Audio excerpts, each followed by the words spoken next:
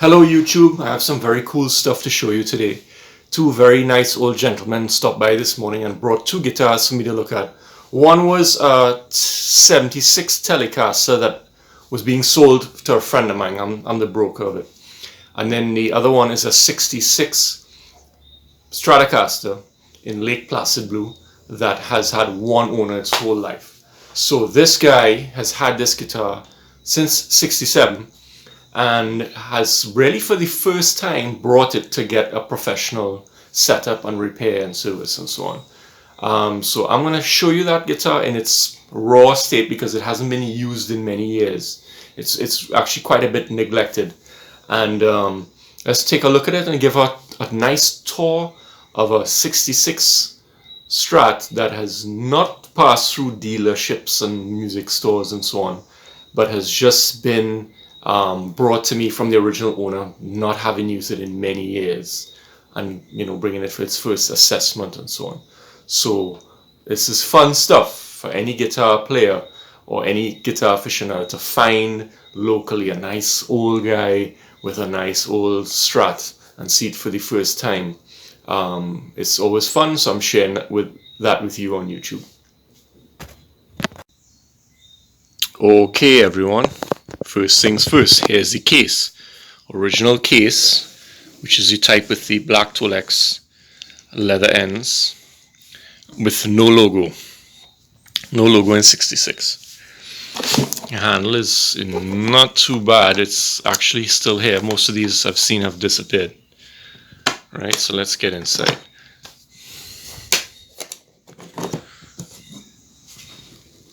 Wow. I think the camera shows this better than the how it looks in person. Okay, so here we go. Lake Placid Blue Strat. Original case. No case candy, unfortunately. Well, here I put this bag in a few minutes ago. Let's see. Broken back plate and the whammy bar. We also have the original ashtray bridge cover. Okay, so we've got this Lake Placid Blue Strat. Now this guy, as I said, has had it from new. It's original, and his story he told me is that back in those psychedelic hippie days, he had put some stickers on the guitar and on the pickguard here. And he says you can see the remains of it here. There was something of a flower here. When he removed it later on, it left some scars behind. If I get close to the pickguard, you could see some kind of, I don't know what these are, but different shaped impressions left by stickers being there. Okay, so he had this guitar in several bands. And then he said that he migrated out of my country for a while. I live in Trinidad in the Caribbean, which is the bottom of the Caribbean islands. And these guitars, of course, are not common because not a lot of these things would have been imported back then.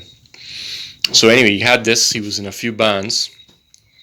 And then he migrated. And while he migrated, he left it with some family. And he says that that's when the condition of the guitar declined, because he said he originally had it in pretty good shape, but when he came back and checked it out, he saw a lot of little dings and stuff which has really pissed him off. So he was quite annoyed about the condition of the guitar. He felt that he left it in much better condition than he got it back. And because of that, he asked me to refinish this guitar and repaint it, sand down and repaint, which I have actually refused to do. I have advised him that it's in his interest to leave it original. These are the original Clusen tuners. Feel a bit loose, but I'm sure they're fine when they're strung up. Right, so he asked me to refinish this guitar, and I refused. I said, no man, don't make me do that. You've got to leave this guitar as it is, because it actually still is in pretty good shape compared to other guitars of this age that I've seen down here. We have a very humid tropical climate, and things don't really survive that well. I mean, even just looking at this case, you can see some sort of mildew evidence here and there. Not really on the guitar itself, but on the fabric. So things don't really survive well down here. So this one, at least it's original as far as the parts go. And I've got to take it from there. Let's get a little closer look at that pickguard. Okay, so getting in a bit closer to the body, you can see this funny thing here. I said, hey, what's going on here?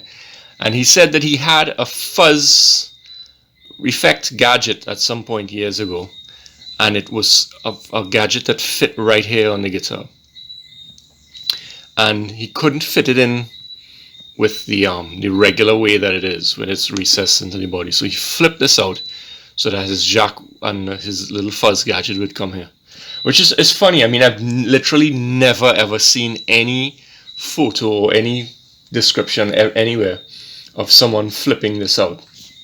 So it was pretty funny to see. Now let's look at the pickguard itself. I believe that this pickguard is a cellulose pickguard. I could be wrong, but this pickguard for a 66 should be very white, a very vivid white. I have another 66 here that I could show for comparison, which belongs to me. But comparing the two, there's a huge difference. You can see there's some cracking by the neck pickup. There's shrinkage along the perimeter. Here you could see the old shielding plate behind peeking out as this part has shrunk. There's gaps here where the neck meets the pickguard, and all along the screws you can see where the shrinkage is pulling against the screw, which is really something that you see on early mid 60s guitars with guitars with the cellulose pickguard, and it causes the screws to lean as it pulls from shrinkage. But the pickups are original and they work. They all work. I tested them out earlier. This is very stiff, but this still works, and these all work perfectly. So no problems with the electronics. Original bridge saddles, they look pretty good. I mean, yes, here's rusty, but the Allen key adjustments look quite clean and probably still adjust perfectly well. I mean, I'm tired of seeing these screws that are completely rusted out and you can't adjust the heights. So I'm pretty happy with it. I took off the neck earlier. I'll take off the neck again and show you the neck dates and so on. It has the original frets and bone nut. The logo is a bit oxidized and peeled off, flaked off. But the decals all there, I think. You can still see some evidence of stickers and so on that he had on the guitar. The frets are pretty big. I noticed this and my own 66 have very wide frets for a vintage Fender. And we've got that sort of fake mother pearl inlays, which I believe started in 65, I think. So let's dig in a bit further, shall we? Oh, there's also a funny stain here. There's something like if something dripped on the guitar, yeah, when it was maybe on a stand or something, and ran down and stained the pickguard, and even goes all the way down through. Look at that, goes all the way there across the jack cavity, and it's stained the finish all the way there. So I'm gonna see if I can clean that off. Okay, let's dig in further, shall we? I've loosened the neck screws and I'm about to take the neck off, but I did notice, and I'm pointing out, that it's got all 5 tremolo springs. I'm not sure if that's original to the guitar. Some do look a little shinier than the others, but I can't really see whether or not they're all original. The grounding wire I can see has had the original solder on it. That's never been altered in any way. So let's take the neck off and see what's up with the dates. Okay, so I've put the flash on to look at two things. Here we have the date, which says 13th of March 66 B. So that's a B neck. B describes pretty much the girth of the neck. I think I'm not sure if it's just the width of the nut, or also describes the girth of the neck here. But I have a feeling that B may be the most common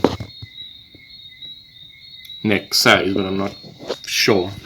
And here's the other thing, the neck pocket. Now what we're looking for in the neck pocket is really, it's a point that we get to evaluate whether it's an original paint job or not. I think it is. I mean, there's nothing other than one owner of this guitar, and there's no stories. Here we can see white. There's always white underneath the blue, which is the primer. Here we can see the bare area, not sprayed by blue. That is where Fender put a wooden stick here. I'm not sure if it was wooden, but some sort of bar here. And they put a screw into those bars to hold the body while it was being spray painted. So here's always bare paint. So we see the correct pattern of not having any paint here. And we also have the factory little red paper neck shim, which we see here and there. There's a bit of digging around and grooving here on the pickguard from someone adjusting the neck truss rod. And he told me that those relatives that he left this guitar with had dug around and played around with this part here. So there's a few little stamp marks in there. This may be a Lake Placid blue paint job over Sunburst, because I do find that this yellow here may be from a Sunburst. There's a little trace of black on that edge too, so that's possible. There's no other marks on the neck other than number 15 in pencil.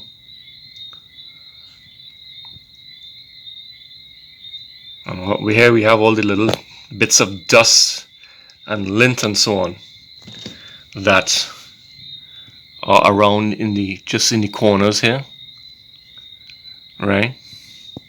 Just all on these edges. Natural lint from a guitar that's just been hanging around for all these years. We can see from this pickguard here some of the damage, the cracking, the stain, and the shrinkage. You can see the shrinkage where it's pulling away from the edges of the pickup covers, and more spots here where the shrinkage is sort of breaking the original curve, so that you can see the shielding plate underneath, which does not shrink, of course. It's a sheet of aluminum that has held its original curve, and the plastic has shrunk and drawn inward from that curve. So what do you want to do next? Do you want to take off that pickguard? We've got to take a look under there. Okay, so let's have a look. I've loosened the screws, taken them out, and let's have a look at 66 pickguard being removed, probably for the first time. I don't know for sure. Let's just flip that over as gently as we can. Right, so what are we looking for? We have lint and dust all the way around inside. We see some filler white on the edges here. I don't know if that's from the original buffing process that left those where it may have buffed right through the finish on the edges. We have control cavity. There's no shelf here like I've seen on some strats. Actually, there's quite a lot of chipping in the wood there, but you tell me, that looks original to me, right? All that dust and lint and buffing compound and stuff from the factory. That's pretty awful though. That chipping there worries me. But say what? Okay, so here's the pots. They look original. And we can read, what can we read on this? These should be Stackpole pots. 304, 6608. Can I get in that close? Can I zoom in that close? I don't know. 304, 60, there we go. 304, 6608. So that's Stackpole 1966. Solder joints look original. We've got that masking tape on the pickups. I'll get to those pickups in a minute. The original CRL selector switch.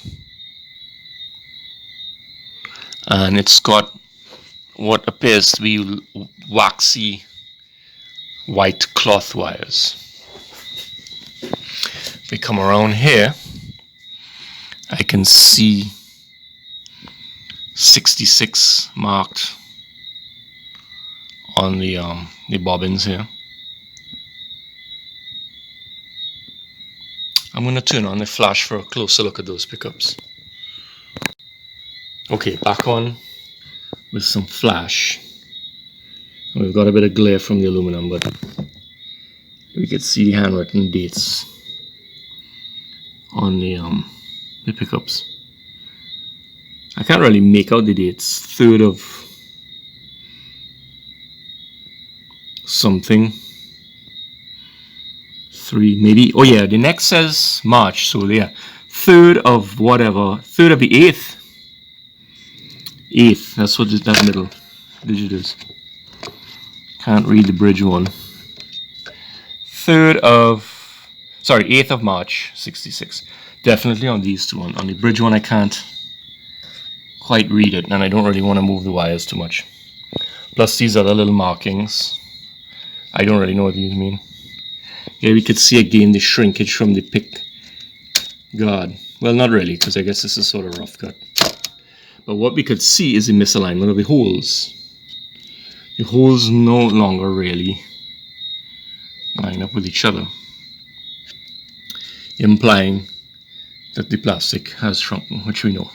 And I'm not 100% sure, but I think that makes it a celluloid pickguard, not a vinyl pickguard. Let's just move this around a bit to get a closer look at the pickup cavities.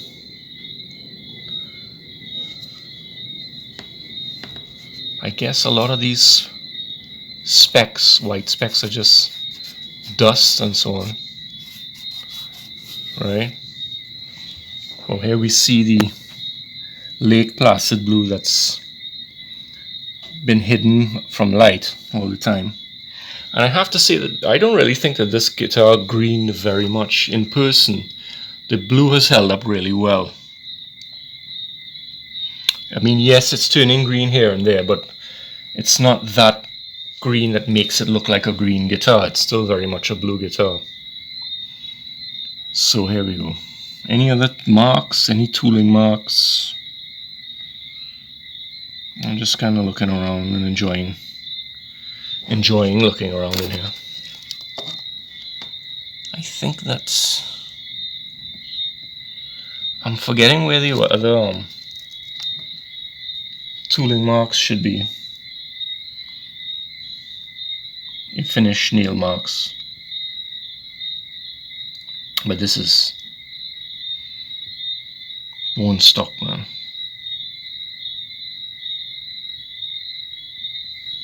Hope you're enjoying it as much as I am. I've taken the chance right now to flip the jack around the way it's supposed to be. And I'm looking in the cavity.